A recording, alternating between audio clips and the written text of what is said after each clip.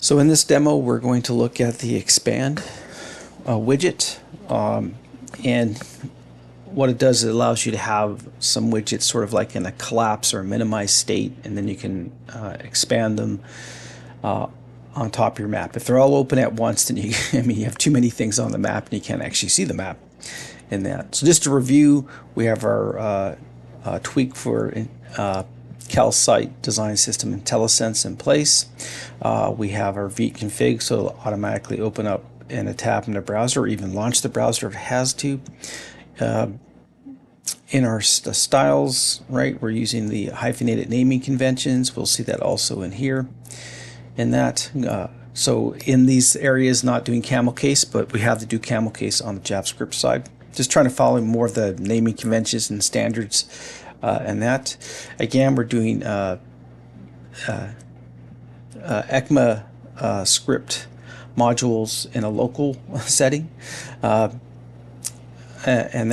so that keyword type module is really important. That means over here we can start actually doing imports, right? So this is all, remember, this is actually technically not possible yet, but Vite takes care of that for us. But these are done by the browser and imported. We have the expand widget, which we can create multiple versions of and reuse, but we're also going to do layer list, legend, and bookmarks as well. And just to review, because if you are coming from Python, like a lot of my students would be, we don't use the new operator in there. You do in Java, you do in JavaScript. So it's something that you forget a lot in that.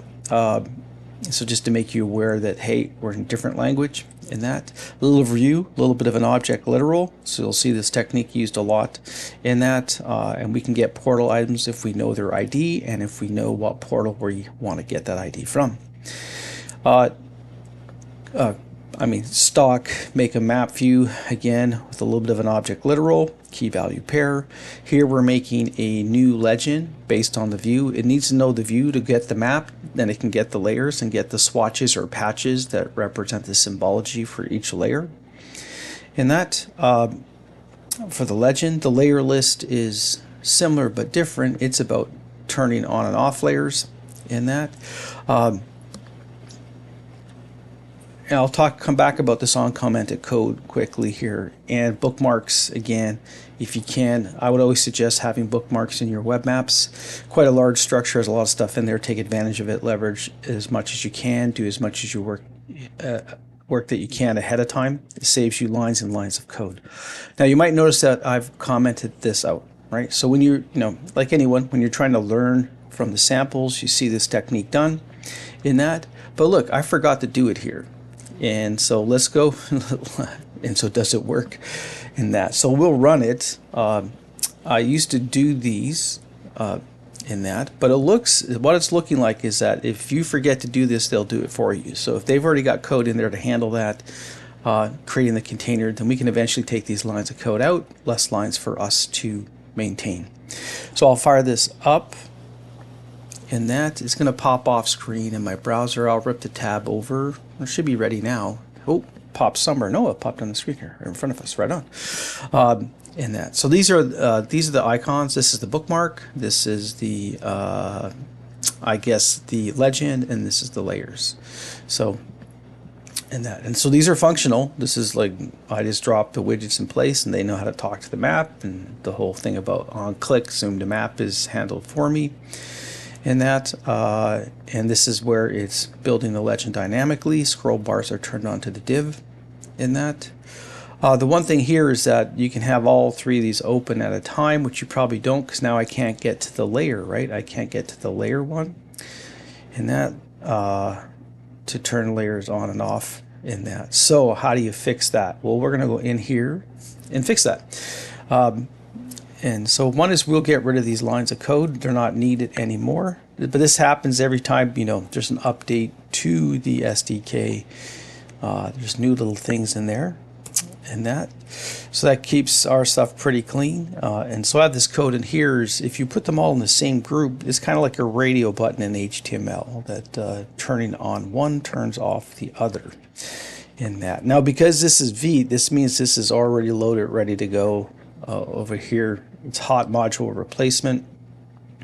Now when I click on another widget, it closes the other one. And the telltale is I can now get to the layers widget, which I couldn't before. So I might go back and let's comment these out just so you can see what the effect is. I'll go back over here. There we go. And so if I pop this one and then grab this one, I can't get to the layers widget because they're all popped up, right? And they're all on top of each other in that. But by putting them in the same group, it automatically, I guess, collapses the other one and opens up that. So we'll go back. So just so you know, yeah, if you're going to have a group of icons down in a particular corner of the map, probably put them in a group so that they're not obscuring each other. And I'll get back in here. So now when we cycle through these, it closes the other one, opens up the other one, closes that, opens up layers and that.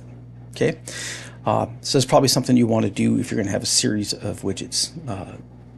I guess I might actually suggest to the team who do widgets, it would be great if these actually popped up about 64 pixels higher, in all honesty, so that when they pop, these divs actually pop not just to the left of the icon, but to the left and the top if you're in the bottom or something. That would be really a nice thing. Maybe that shows up in a future release.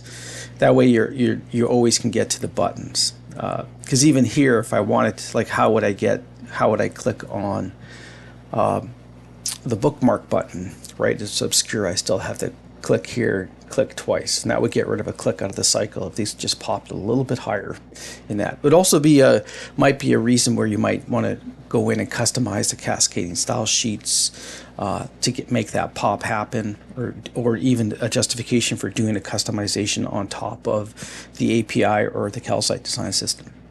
So that's about all I wanted to go over on this video. So that's all for now.